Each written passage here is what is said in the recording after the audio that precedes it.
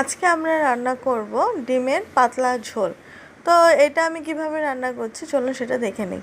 প্রথমে কড়াইটাকে ভালো মতো গরম করে নিয়েছি, এরপরে দিয়ে দিচ্ছি সাদা তেল, তারপর দিয়ে দিচ্ছি সামান্য একটু লবণ আর একটু হলুদ। আমি তেলটা অল্প ইউজ করেছি যাতে অল্প তেলে আমি রান্নাটা করতে পারি।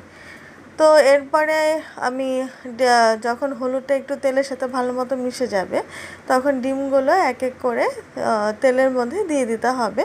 তারপরে আমি ভেজে নেব।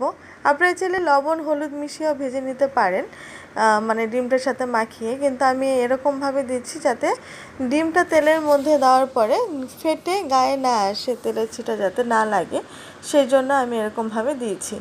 তাই এরপর আমি দিয়ে দিচ্ছি ফোড়নের জন্য জিরে আর গোটা গরম মশলা। যেহেতু আমি অল্প রান্না করছি সেই জন্য অল্পই দিয়েছি। আপনারা যে পরিমাণে রান্না করবেন সেটা বুঝে শুনে মশলাটা ফোড়ন দেবেন।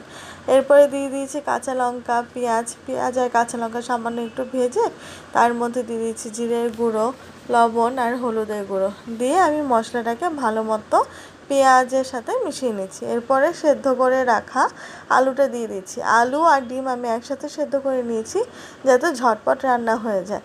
তারপর একটু কষাতে হবে সামান্য 2-3 মিনিট ধরে। যেহেতু আমার আলুটা আগে থেকেই সেদ্ধ করা সেজন্য সময়টা কম লাগবে। এরপর আমি দিয়ে দেব পরিমাণ মতো জলটা দেব শুধু ঝোলের জন্য, যেহেতু আলু সেদ্ধ করা ডিম সেদ্ধ করা সেজন্য। তো তাই আমি ঝোলটাকে একবার ফুটিয়ে নেব ভালো মতো।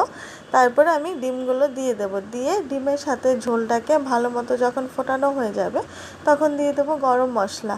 আপনারা অবশ্যই বাড়িতে এরকমভাবে ট্রাই করে আমাকে জানাবেন যে আপনাদের আজকে ডিমের ঝোলের রেসিপিটা কেমন লাগলো, আর ভালো লাগলে লাইক কমেন্ট শেয়ার করে দেবেন।